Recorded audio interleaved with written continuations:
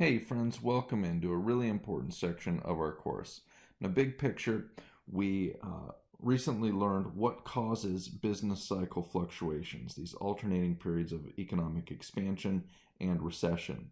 Now we turn to our policy responses to those, and we'll spend most of our time focusing on dealing with recessions, although dealing with periods of high inflation is also something that we'll have to reckon with. So in this section, we'll focus on what the central bank can do about business cycle fluctuations. And in the next section, we'll focus on what the central government can do. It's really important that you keep the central bank of the United States, which is called the Federal Reserve, separate from the central government of the United States, which is called the federal government, right?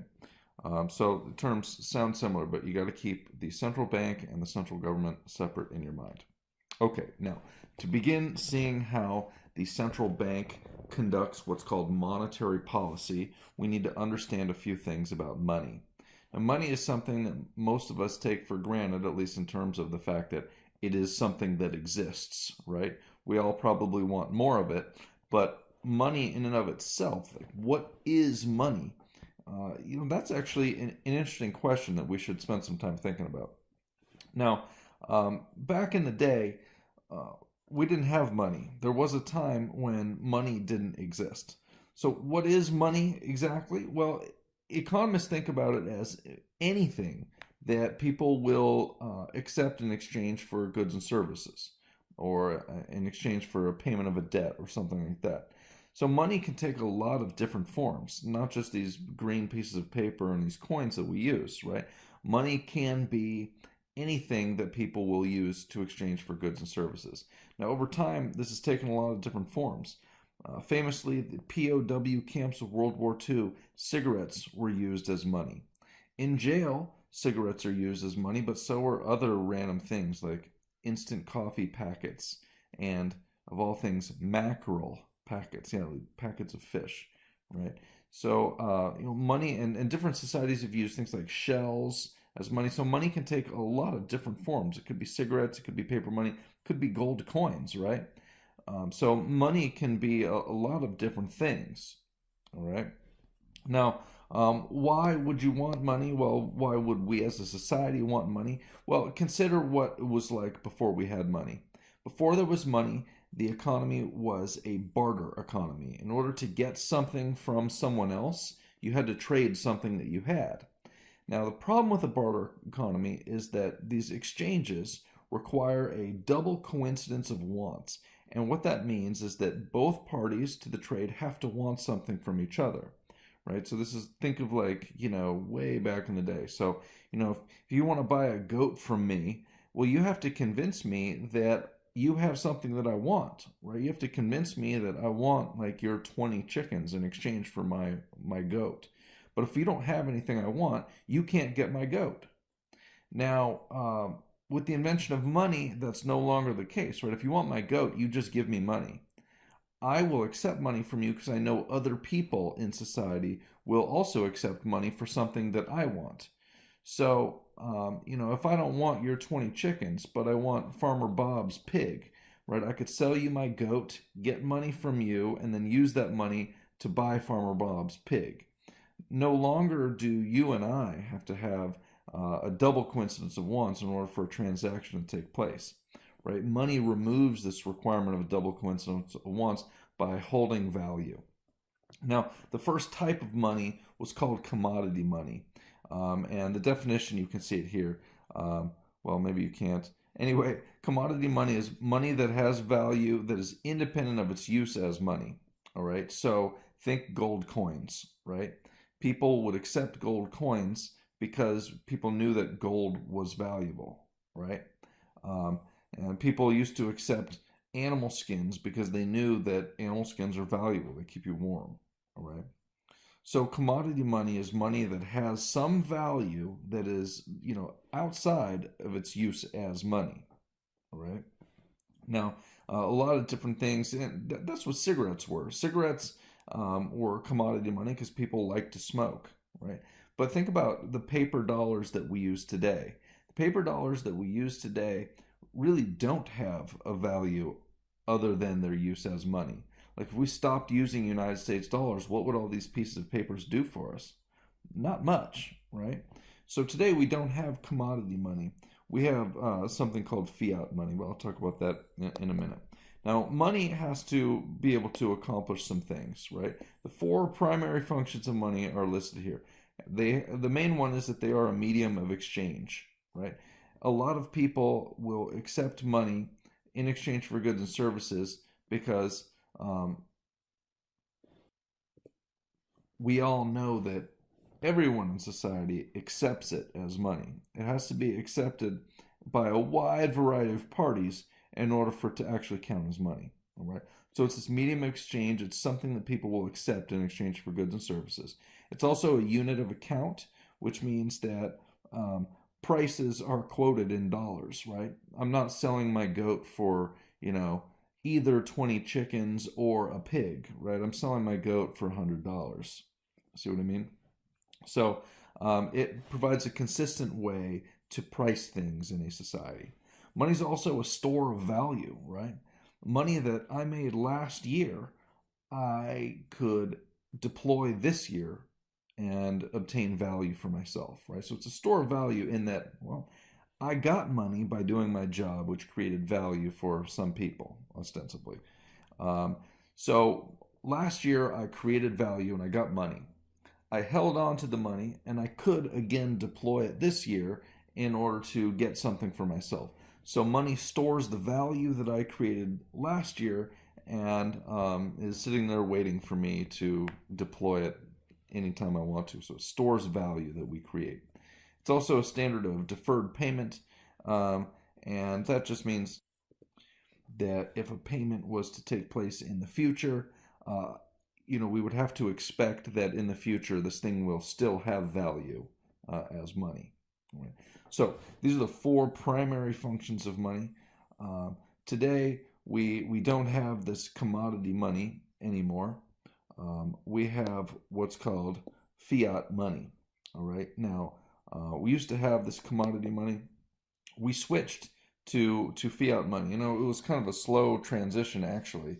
Originally, think gold coins were money, and then rather than have commodity money, basically folks started using paper money. It started back in China in the 900s, if you will, and so paper money was new. Now, paper is not particularly valuable in and of itself. What the paper was good for was everyone knew that it was exchangeable for some valuable commodity like gold. That's what the gold standard was, if you've ever heard of that.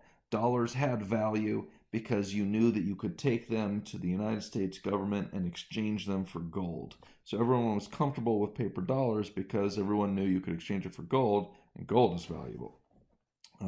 But something happened, and that was that no one ever exchanged the dollars for gold. People just had confidence that they were just fine as paper dollars. So after a while, we realized no one's exchanging the dollars for gold. Maybe they don't actually need to be tied to the value of gold. And so fiat money was created. So fiat money is money that has value because of a governmental decree. That's what a fiat is. A fiat is a governmental decree. Now, if you look on any United States dollar, you can see the fiat right there. It says quite clearly, "This note is legal tender for all debts, public and private." That statement on our dollars, that is the fiat saying we're going to use this as money. This note is legal tender, right? That's the decree, all right?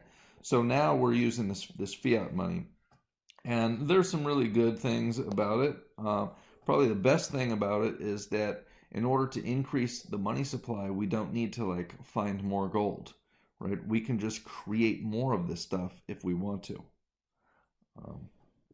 Now, that's really good, and we'll see how that is beneficial for us in a little while. But it also creates a problem in that everyone knows fiat money is they're only pieces of paper, right? What happens if everyone decides that these pieces of paper actually aren't money anymore? Well, then they're just worthless. If people decide that gold coins aren't worth money anymore, at least you can still use the gold for something, right? So fiat money has this great advantage that you can change the amount that exists really easily, but it has this disadvantage that it could lose its value if people stop believing in the fiat money, right? So money today in the United States is measured in a few different ways. We'll just talk briefly about M1 and M2. M1 is a really narrow definition of money supply.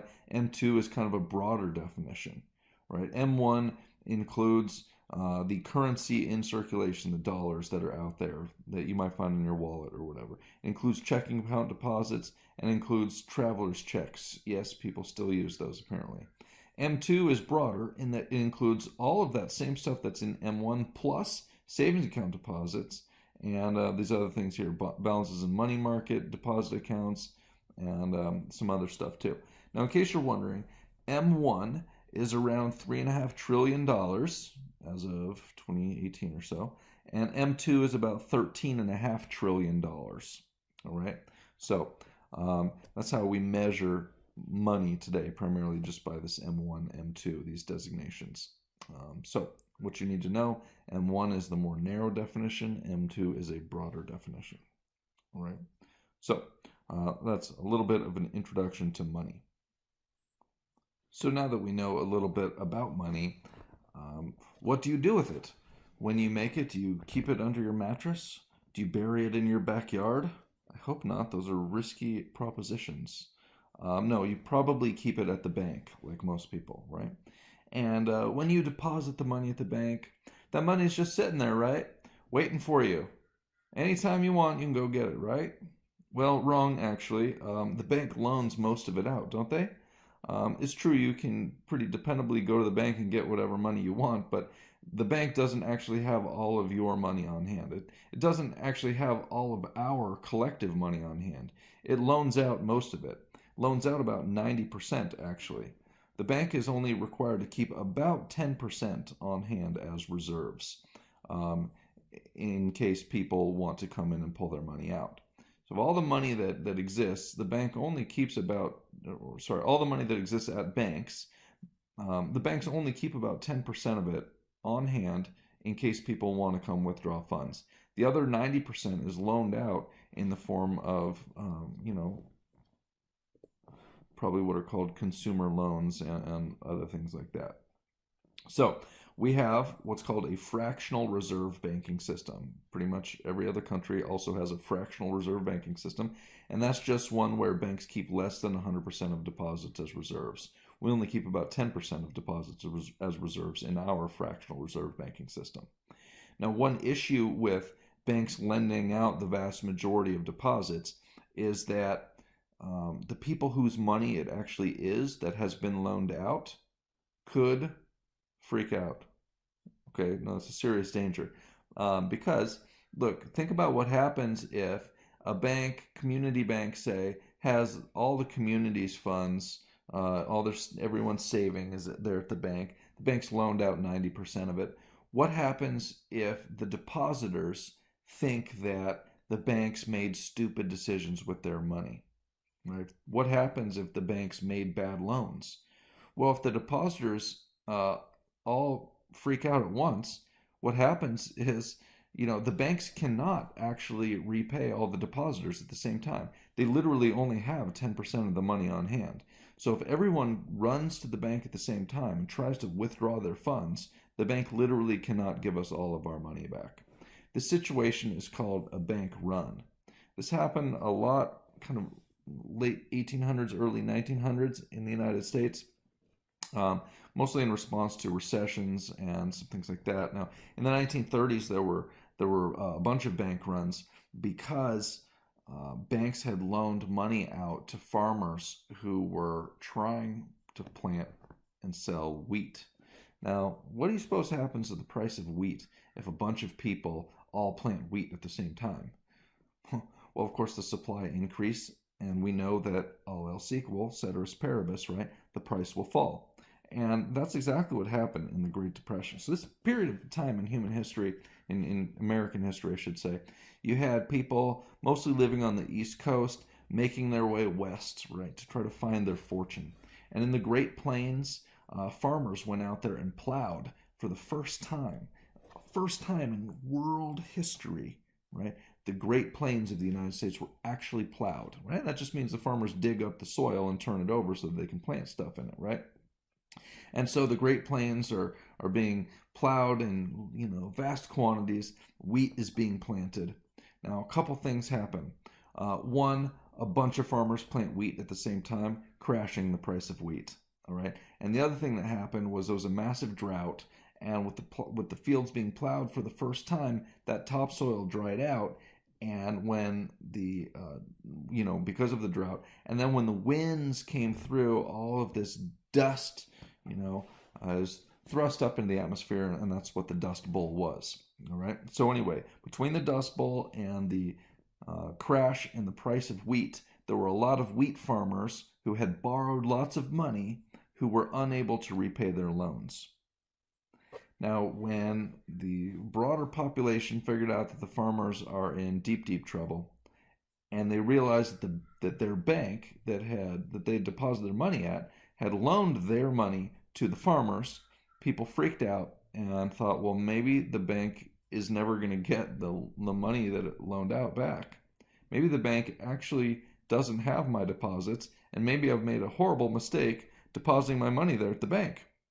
Right? If this happens to you, if you have this thought process, what are you going to do? We're going to run to the bank to try to get your money out, before the whole house of cards collapses. Right? People did this. That's what a bank run is. It happens to a lot of banks at the same time as it did in the 1930s. You've got a bank panic. All right. Now, we experienced these in the late 1800s and before, and in the early 1900s. And the story is, friends, that we tried to do something about it. We tried to prevent bank runs and panics by establishing the Federal Reserve, which I'll talk about a lot in this chapter. And the Federal Reserve was initially intended to act as a lender of last resort to the banks. And the way it was supposed to work is that if a bank experienced a run, they would reach out to the Federal Reserve and borrow whatever money the depositors were asking for, right? And so basically picture this, right? A bank is experiencing a run. There are depositors with pitchforks and torches outside the bank. And what they do is they reach out to the Federal Reserve and say, hey, we're experiencing a run. We need $10 million immediately. And the Fed says, all right, I've got your $10 million. It's on the way. Don't freak out. And so $10 million arrives at the bank. The bank opens the doors. All the depositors with their pitchforks and torches come in and say, we need our money. And the bank's like, yeah, no problem. I've got your money. It's all right here. No reason to freak out. The bank will then give the money back to the depositors. The depositors have their money in their hand, and they're like, hey, we didn't need to freak out. Everything's okay. And they deposit their money back at the bank, having their fears, addressed. And then the bank turns around and returns the money back to the Federal Reserve. Crisis averted, right? Well, that all sounds good in theory. Would have been great. But during the 1930s, the Federal Reserve didn't actually do that. They said, well, if we bail out these banks after they've made all these stupid loans to these wheat farmers, then they're just going to keep making stupid decisions in the future. Better to let them learn their lesson now. And so the Federal Reserve didn't act as a lender of last resort, and it caused some problems. And ultimately, the United States Congress that established the Federal Reserve decided they needed to do something else.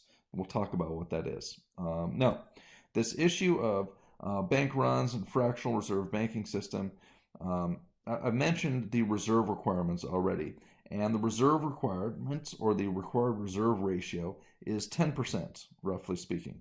Now, this requirement is set by the Federal Reserve, the central bank of the United States, which was established by an act in 1913, a law, and they finally get going in 1914, right?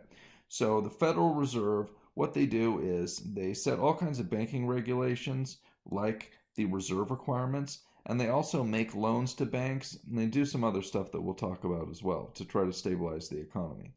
But this reserve requirement around 10%, this is just a policy choice that's made by the Federal Reserve, also known as the Fed, right? And so if the Federal Reserve wants to change this fraction of deposits that are required as reserves, they will just change it. They could drop it down to 8%, bump it up to 12%, or make some other changes if they want to. This is one of the things the Federal Reserve can manipulate to try to influence the overall economy. Big picture, friends, we learned in the last section that recessions are caused by a decrease in total spending. Therefore, to get out of a recession, we want to create more spending. One way to create more spending is to lower the interest rate. Recall that the interest rate affects consumption and investment, and it also affects net exports. Lower interest rates create more spending. Higher interest rates create less spending. So, when we are in a recession, we try to get lower interest rates. When we are in an expansion and dealing with a period of high inflation, we want higher interest rates to try to restrain the economy. All right? Now, the interest rate is just a price in the market for borrowing money. If there's more money available to be borrowed, then the interest rate falls. If there's less money available to be borrowed, the interest rate rises. And this is the activity that the Fed might target with changing reserve requirements. Remember that banks loan out money. Banks have a large role in the supply of loanable funds. If banks are required to keep more as deposits, in other words, if the Federal Reserve increases reserve requirements, then banks cannot loan out as much, and that will drive the interest rate higher. On the other hand, if the Federal Reserve decreases the reserve requirements, the banks can loan even more of the deposits out. This increases the supply in the market for loanable funds, and it decreases the interest rate. Lower interest rates create more spending, and so on. Right. So this is how the Fed can control reserve requirements and manipulate the economy. Now, let's think a little bit more about a bank panic since we're sort of on the topic. Here's kind of how that works. There is some bad news that occurs, and the depositors begin to question whether or not the bank did something stupid with their money, and this may lead to a bank run. This happens at a lot of places, a lot of banks. You've got a contagion, you've got your bank panic, and then what happens? Well, the banks react to this. The banks have to, come up with funds to satisfy the depositors, so they sell assets and they stop making loans to households and firms, which of course worsens the economy, right? If people can't borrow money, then there isn't going to be as much investment or consumption, and so the economy goes down the tubes, and this creates more bad news, and so you've got this feedback loop, right? Now, what the central bank was supposed to do, the Fed was supposed to act as a lender of last resort to prevent these bank runs and panics. I already described how that works, but that was the original job of the Federal Reserve. In 1913, the Federal Reserve Act passes. In 1914, they actually get going, and they're supposed to make these loans called discount loans to banks. And they still do this. They charge interest on the discount loans, and the interest is called the discount rate. Now, the discount loans and the discount rate, these are related to, of course, loans that the Fed, the central bank, will make to commercial banks, like our Bank of America, Wells Fargo, whatever. These loans could be made in the event of a bank run or panic, or they could be made in another setting. Recall the reserve requirements, right? Banks are required to keep about 10% on hand as reserves in case depositors want to withdraw funds. Now, commercial banks are required to meet this reserve requirement and verify that they have 10% on hand every night, right? So, they keep this 10% around, but of course, they make money by offering loans, right? So, banks, in order to maximize their profits, they want to loan out as close to 90% as possible so that, this 10% that they're keeping on hand, that they're making no money on, is minimized. They make money on those loans. They try to loan out as much as possible. So banks come pretty close to these reserve requirements. Every night, the banks have to verify that they have met this reserve requirement. But considering that banks are trying to trying to loan out as much money as possible, you can imagine there are scenarios where banks don't actually have all 10% on hand. Now, if this happens, if a bank can't meet its reserve requirements, they basically have to borrow money from other banks so that they do meet their reserve requirements. Some banks choose to hold excess reserves, and with these excess reserves, they can loan that money to a bank that might not be able to meet its reserve requirements. Okay, so what happens is a bank turns around, a bank basically keeps track of how much money it has as reserves, and say some bank doesn't actually have 10%. Some bank doesn't have 10%, they have to get the money from somewhere. The first thing that they do is they call other banks and ask if those other banks have excess reserves that they could borrow. And a lot of banks do have some excess reserves, and so they will make an overnight loan to the bank that is deficient, right? So what happens is at the end of the business day, a bank that has a shortcoming with their required reserves will call these other banks to ask if they can borrow money. If those banks are able to loan them money, they will do that, and it'll just be a quick overnight loan, and the next morning, the bank that borrowed the money will immediately return it to the bank that loaned the money.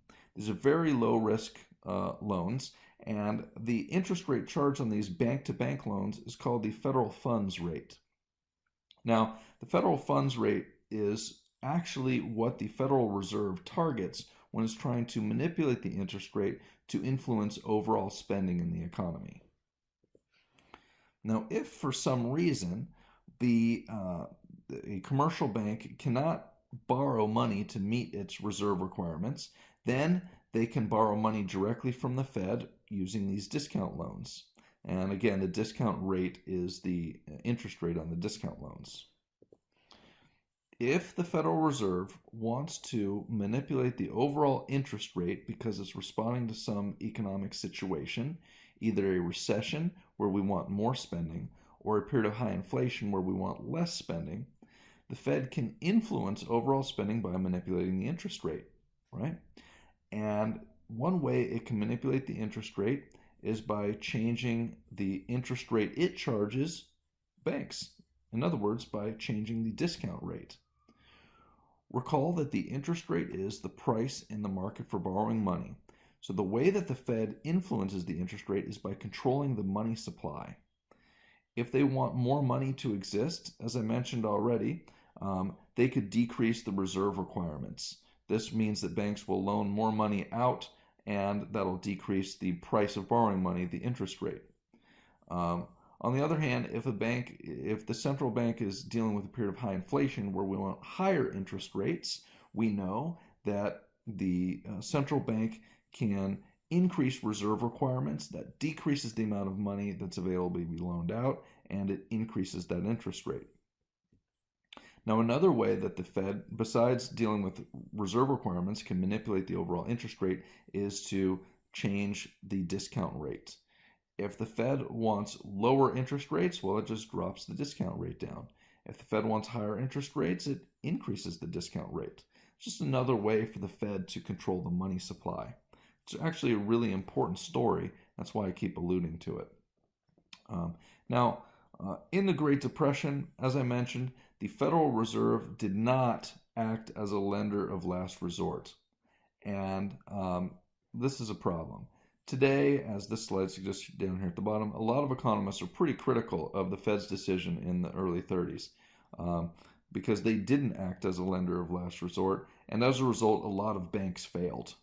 And when banks fail, that means that people lose their money, and overall that decreases spending in the economy and makes the recession even worse. And the Great Depression really was just two nasty recessions back to back with a very short period of recovery in between. So today, a lot of economists are critical of this decision of the Fed to not act as a lender of last resort. Congress wasn't too happy about it either. In 1913, they passed the Federal Reserve Act to try to deal with bank runs and panics. In the early 30s, there were still a lot of bank runs and panics, and Congress was like, hey, didn't we do something about this already? What the heck? Well, I guess we got to do something else to prevent bank runs and panics. And they came up with a new idea: deposit insurance. They established the FDIC, which is the Federal Deposit Insurance Corporation. Now, the way that they prevent bank runs is by insuring deposits. If any depositor is scared that their bank did something stupid with their money, they need not be scared because there is insurance on that money. Even if the bank did do something stupid with it, the FDIC will step in and replace all of the money that was deposited. So no depositor, as long as their deposit amount is less than a certain amount, currently 250 grand, no depositor has to worry that their money is going to disappear. This has done a great job at eliminating bank runs and panics. There were still a couple in the Great Recession of 07 to 09, but that was just because these large depositors exceeded the $250,000 limit. Listen, if you need more than 250 grand in your checking account, you should question why you need that. But if you do, then you should just get 2 checking accounts, or 3, or 4, or 5, and spread your money so that you don't have more than 250 grand, because it's basically per account. All right. So, because the Federal Reserve did not act as a lender of last resort, Congress establishes the FDIC, which now basically finally fully addresses the issue of bank runs and panics. So, if the Federal Reserve was established primarily to deal with bank runs and panics, and they didn't do that in the 30s, and we don't have that situation, very often nowadays, what the heck does the Federal Reserve do now? Good question. I'm glad you asked. Well, first of all, a little bit of background. Here in 1913, the Federal Reserve Act was passed, and the country was broken down into 12 Federal Reserve districts. You can see them here on the slide, and certainly this map reflects how population was distributed back in 1913. Right? There were not very many people out here in the West. New York gets its own little branch. Sorry, it's this one, number 2. Anyway, so this is kind of the breakdown of the Federal Reserve System. In 2019, the chair is or was, depending when you're listening to this video, Jerome Powell. Before that, it was Janet Yellen, and before that, Ben Bernanke, and before that, some other dude. All right. Now, the main thing the Federal Reserve does is conduct what's called monetary policy. Monetary policy are actions the Federal Reserve takes to influence the overall economy. We'll talk a lot more about that. And essentially, the Federal Open Market Committee is the most important committee at the Federal Reserve, and they are the ones that really do the bulk of the work with managing the money supply. So let's talk about that. Well, I'll tell you what, let's back up and talk a little bit more about monetary policy. So today, monetary policy is essentially the Fed's job. All right, so this is what they do. Here's the definition: actions the Federal Reserve takes to manage the money supply and interest rate to pursue these things: macroeconomic objectives or policy objectives, right? Basically, we want a healthy economy, and the Federal Reserve's job is to manipulate the money supply and interest rates to try to help us get that healthy economy. We have 2 situations really where we need monetary policy. Period of recession, where we're trying to create more spending. We do that by lowering the interest rates. And period of high inflation, where we want less spending and we want higher interest rates to reduce spending. That is the quickest and dirtiest version I can give you for how this works. Now, how exactly does the Fed control the money supply? Well, through these 3 things: open market operations, which we'll talk about right now; discount policy, which I've already talked about, that's increasing or decreasing the discount rate; and reserve requirements, increasing and decreasing the required reserve ratio. Talked about that already also. So, open market operations are buying and selling of treasury securities by the Federal Reserve. Okay, so Treasury securities are bonds that are issued by the United States Treasury to finance our borrowing and ultimately finance our debt. All right? Now listen, every year except for 3, since 1970, the United States government has spent more money than it takes in. How can it spend more money than it takes in? Well, it borrows the difference. Every year that the every year that the United States Treasury Department knows that tax revenues will be less than government expenditures, the United States Treasury borrows money by issuing Treasury securities, these Treasury bonds. Recall that a bond is just a promise to repay money later. So when the Treasury Department recognizes that tax revenues will be less than expenditures, it has to borrow the difference by issuing these bonds. There are a lot of bonds out there. Currently, the United States debt is $22 trillion at the time that I'm making this video, and certainly it will be more. Wait, right now it's more. I've shown you the debt clock before in previous videos, but you can get a live look at where the debt is today by Googling debt clock and just looking at the big number in the upper left-hand corner. So there are about $22 trillion worth of government debt, which means there's about $22 trillion worth of these treasury securities, these treasury bonds that are out there circulating in the financial system. Open market operations is when the central bank, the Federal Reserve, buys and sells those treasury securities. And it does this in order just to manipulate the money supply. Basically, friends, when the Fed wants to increase the money supply so as to lower the interest rate to stimulate more spending, what the Fed will do is create more money. All right, now this is something that the Fed has a unique power to do. They can literally go to their electronic bank account and type in a new balance. Now this money exists for the first time. These are brand new dollars that have never existed before. The Fed just creates them. And then, in order to increase the money supply in the economy, the Fed has to basically push that newly created money out into the world, right? And the way the Fed actually increases the money supply once they have created the new money is by spending it. And what they do is they direct their trading desk in New York to buy United States Treasury securities. There are lots of these things, over $22 trillion worth of United States Treasury that exist.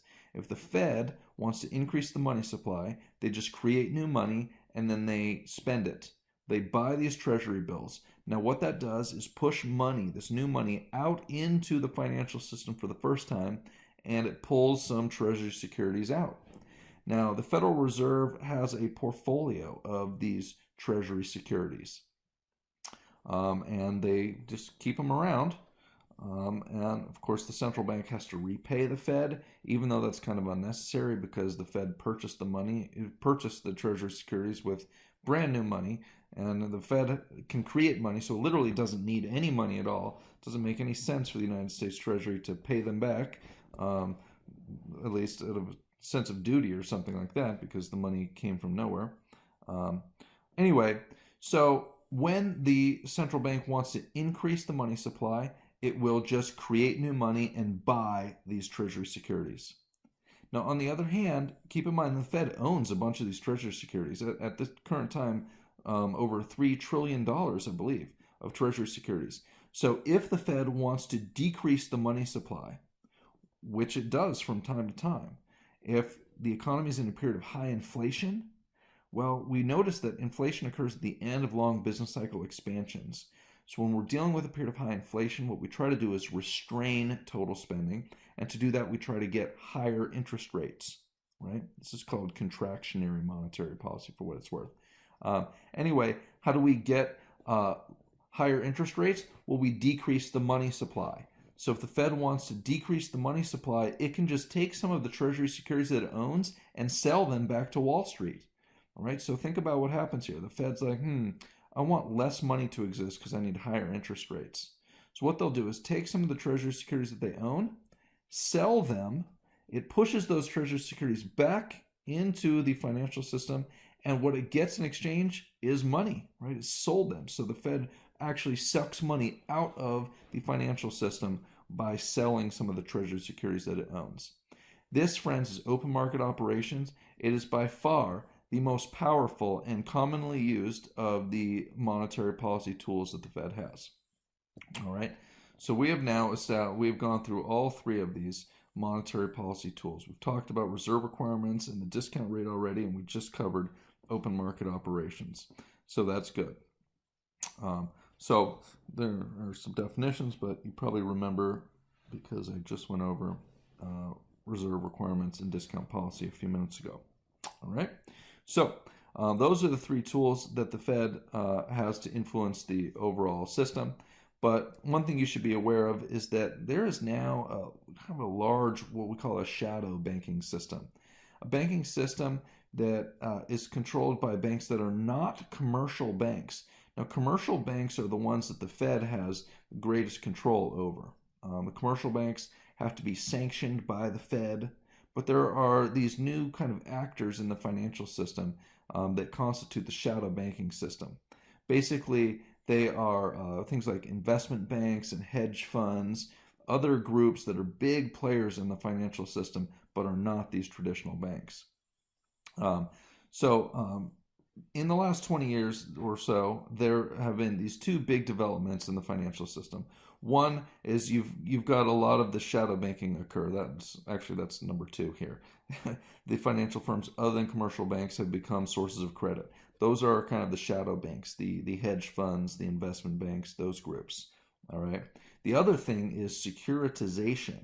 So, and that's what this is about. Banks have begun resell many of the loans rather than keep them on hand. So this is problematic in some ways because what happens is the bank loans money out to people. This is what happened in the subprime mortgage crisis that ultimately led to the financial crisis that we had in the United States following the 07 to 09, or actually 07 to 08 recession. Basically what happens is banks loan money out to people. Now, in the run up to the financial crisis, we had a massive housing bubble going on, right? Housing prices were ridiculous, and people thought that the prices were just going to keep going up and up. So, and banks actually created a really dangerous environment by lending money to speculators. And in a lot of cases, these people couldn't even verify that they had jobs or incomes. Banks were making these loans to these people that were unlikely to repay. Now, the reason that they did this was because banks knew they weren't going to keep the loans themselves. Banks were going to sell the loans to other people. Think about what a mortgage is, right? A mortgage is a promise that you're going to get this stream of payments. That's worth something, right? And traditionally what banks would do is loan the money out, and then they would keep the loan themselves and make money off of it and just keep the loan there at the bank until the mortgage was paid off after 30 years or whatever. But the securitization has changed the game. What the banks do is they sell the loans. So the bank will essentially loan money to some speculator today, and then rather than keep the loan and bear the risk associated with that, they would sell it to other people. Now, this is pretty dangerous. So that's what securitization is about here. So you can see the definition, the process of transforming loans into securities. So what is a security? It's a financial asset like a stock or a bond. The United States Treasury securities that I talked about earlier, that's an example of a security. So as I mentioned, traditionally when a bank would make a loan like a mortgage, it would keep the loan and collect the payments over a period of decades until the loan was paid off. But what happened since then is that rather than the banks keeping the mortgage themselves and dealing with the risk associated with that, they just sold the mortgage to other people in the form of a financial security. Here's a picture of how it works, if that helps. So a bank would loan money to households to buy a home or whatever, and then the bank has this loan, right? The promise that the homeowner is going to repay for 30 years. and it takes those promises, those mortgages, and bundles them into securities, mortgage-backed securities, if you will. You may have heard that term if you were alive and aware of what was going on during the financial crisis. Now, these securities, these mortgage-backed securities, are sold to investors, right? Now, then what happens is the households essentially are paying their mortgage to their bank, or actually what happens is the bank would say, okay, you got to go pay someone else. There's some other institution that would collect the money, and then that money is sent on to the investors who borrowed or who bought the loans, these securities that the banks had bundled into, the banks bundled the loans into securities, sold them to investors, and the investors would get those payments after the households collect from them. So that's kind of how the process of securitization works. Securitization, along with the emergence of the shadow banking system, are really the two biggest changes to happen to banking in decades. Here's just a brief look at some of the actors in the shadow banking system. I mentioned to you the investment banks and the hedge funds. Also, the money market mutual funds play an important role too. You don't really need to know much about the shadow banking system or about securitization. I just want you to know that these things are real and they exist, and they're pretty significant changes to happen, and ultimately responsible for the financial crisis. All that securitization, at least largely responsible for it. So, hope that's helpful. Now, as this shadow banking system has emerged, one of the consequences is that the Federal Reserve has less control of the overall economy, because the Federal Reserve doesn't really have jurisdiction over these groups the way it does with commercial banks. So the shadow banking system kind of chipped away at the control that the Federal Reserve has. Now, we'll talk a lot more about the Federal Reserve and monetary policy in a little while, but one thing that you should be aware of with regard to manipulating the money supply is that there is a relationship between the number of dollars that exist and the overall price level. Okay, so there's this whole thing called the quantity theory of money. This is the quantity equation that is part of that quantity theory. I guess one thing I will point out to you here, if we were to so this is an equation. What this says is M, this is the money supply, number of dollars that exist, times V, this is the velocity of money, okay? This is the average number of times each year that a dollar is spent. Now, if you have the number of times a dollar is spent times the number of dollars, you have on the left side here total spending, all right? Now, on the right side, you've got Y, which is real output, and P is the price level. And so over here, you also have total spending, the prices times what was produced, right? So this is a legit equation. Basically, it says nominal GDP equals nominal GDP.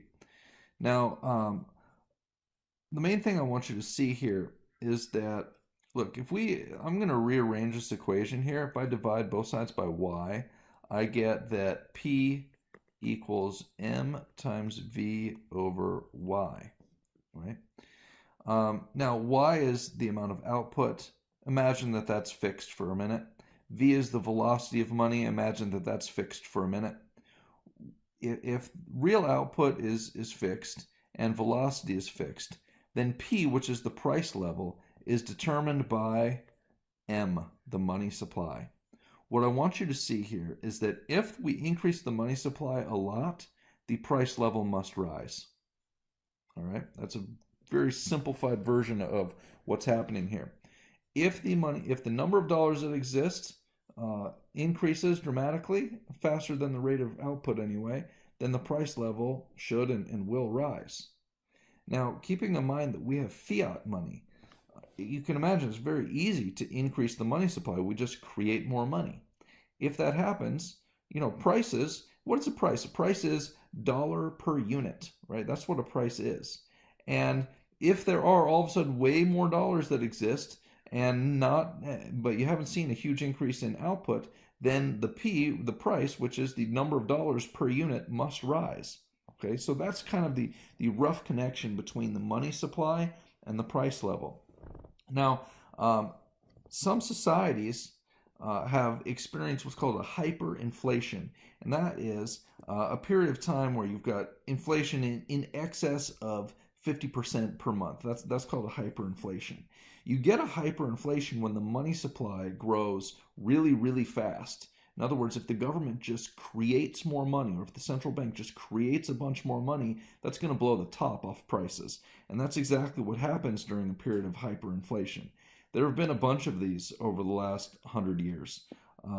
We've had some, Argentina has had two different hyperinflations. Zimbabwe had a massive hyperinflation, prices increasing at 10,000% per year. Think about what that does to the value of your saving. If you have a bunch of money saved at the bank, but the price level goes up by 10,000%, the money you have saved at the bank isn't going to buy you anything. These hyperinflations are really damaging to economies because they destroy all wealth. So they can be pretty nasty. Probably the most famous hyperinflation is the one that took place after World War I.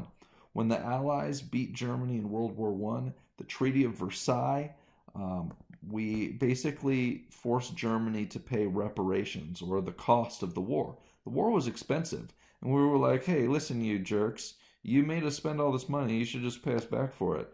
And the surrender of Germany after World War I was unconditional, so they had to repay these reparations. They had to repay us. And now the problem with that is that Germany's economy had just been destroyed. We bombed them, there actually wasn't a whole lot of bombing in 1915, but we destroyed their economy because we killed a bunch of their people, and we, blew up a lot of their factories and things like that. And so the Germans didn't really have a lot that they could repay us with.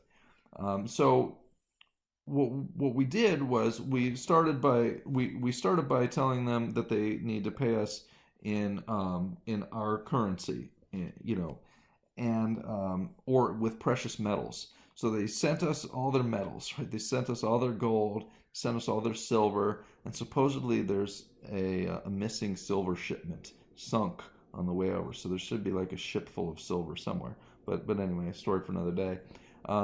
After we had got all their precious metals from them, they started basically printing money in order to pay us. And this was a disaster, because we know what happens. If you just print more money, increase the money supply, then that just blows up the price level. And that's exactly what happened in Germany. There's some really interesting pictures and stories from this period of time in Germany. The price level was going up so fast, it was just incredible, that German workers would buy 2 pitchers of beer at the same time, because if they waited until finishing their first pitcher, they might not be able to afford the second pitcher. Right? Workers demanded to get paid every day. You can't wait until Friday to get paid for what you did on Monday, because if you do, the dollars you get are going to be worthless, or the German marks, as they were, I should say. Right?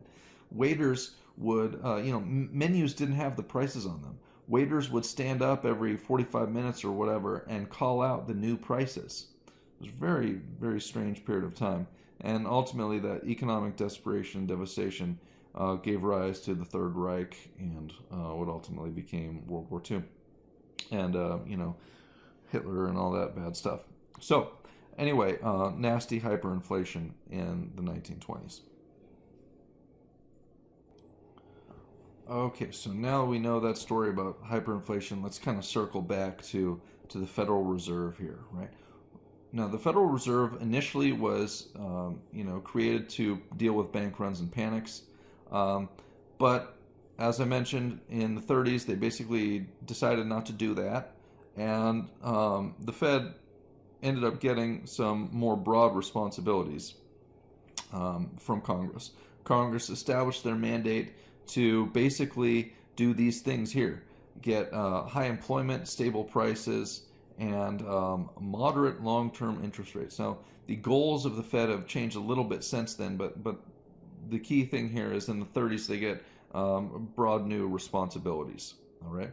Now, since the end of World War II, basically what the Fed has done for us is conduct monetary policy. This has been really important and really helpful and has contributed significantly to our economy being a lot more stable since the end of World War II. And we've talked about that already. So here's your definition for monetary policy. The actions the Federal Reserve takes to manage the money supply and interest rates to pursue macroeconomic policy goals. So what are the goals? Well, here they are. Stable prices, high employment, stability of financial markets and institutions, and economic growth. Okay, so we'll talk about these. Here's a look at what has happened with inflation since the end of World War II.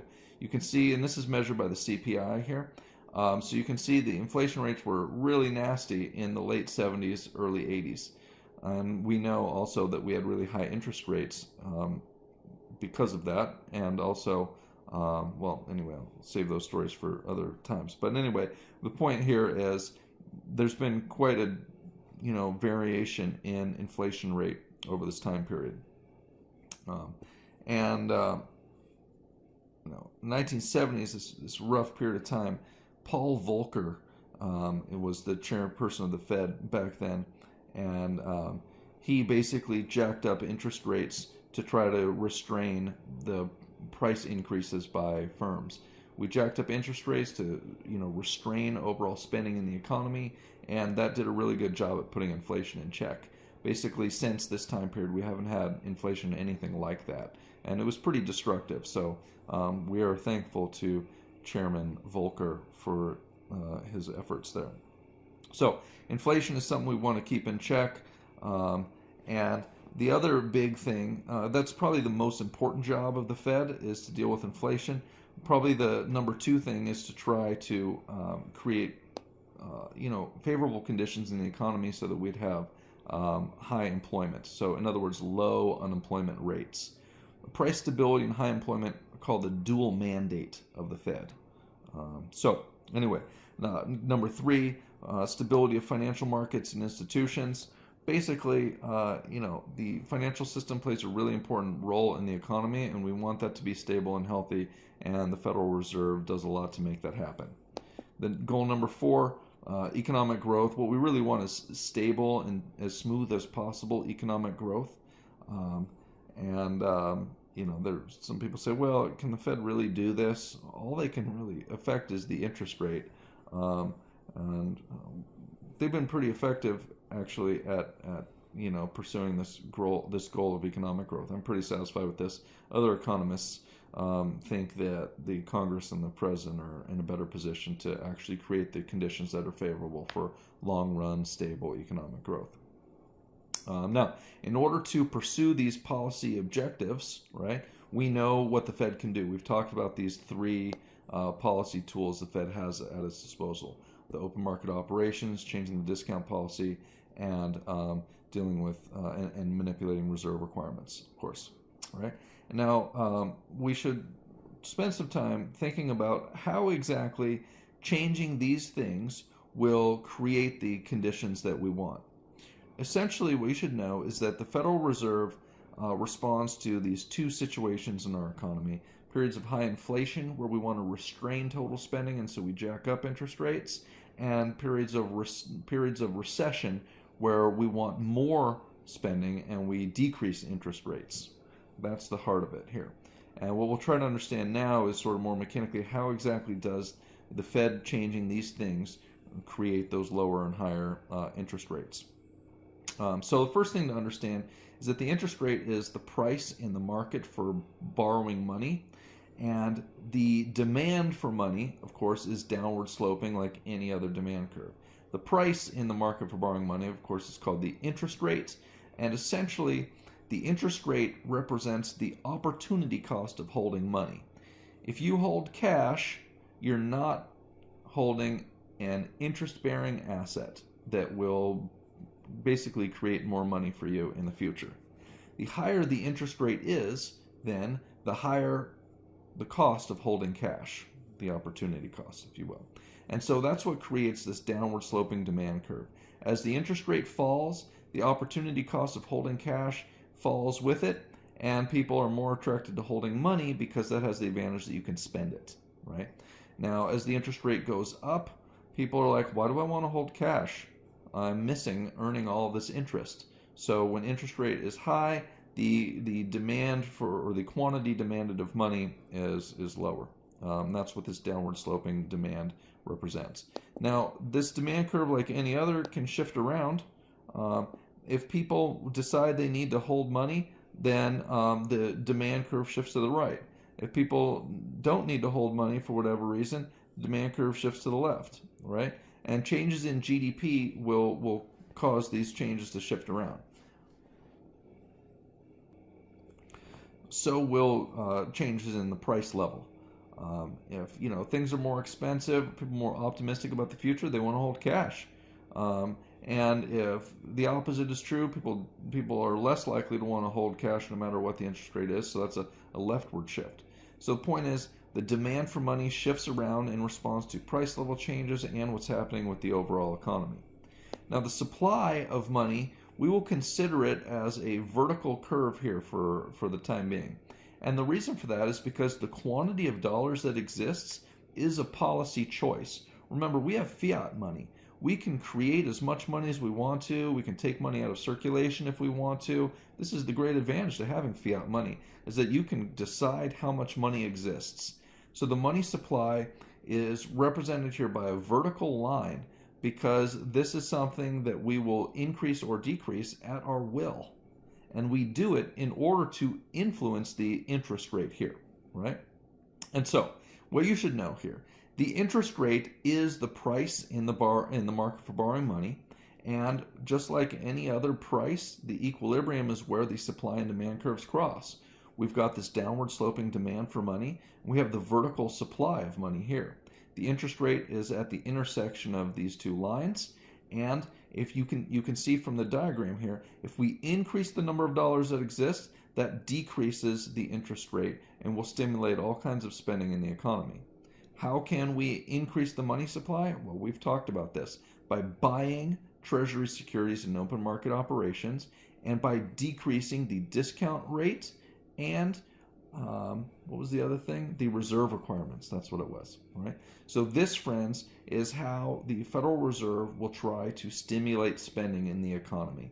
We're going to increase the money supply to decrease interest rates, and we know that consumers and firms doing investment and net exports all increase with lower interest rates. On the other hand, if we're dealing with a period of high inflation and we want to restrain total spending, we will pursue higher interest rates. How do we get higher interest rates? Well, we just decrease the number of dollars that exists. Simple, actually, on paper with this nice pretty graph. So this is how it works, right? This graph basically is monetary policy in action. Monetary policy is simply increasing or decreasing the money supply so as to increase or decrease the interest rate, which will lead to more or less total spending.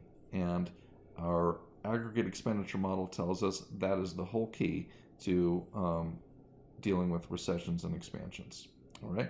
Now I want to point something out to you. Here we have a model for the interest rate where we've got this vertical supply curve and this downward sloping demand curve. Now I mentioned this to you back in the past, but this is a short-term model. We've actually seen the long-run model, the market for loanable funds model, where you've got the supply curve as an upward sloping curve here. Now the deal here is that the market for loanable funds, we're dealing with long-term interest rates.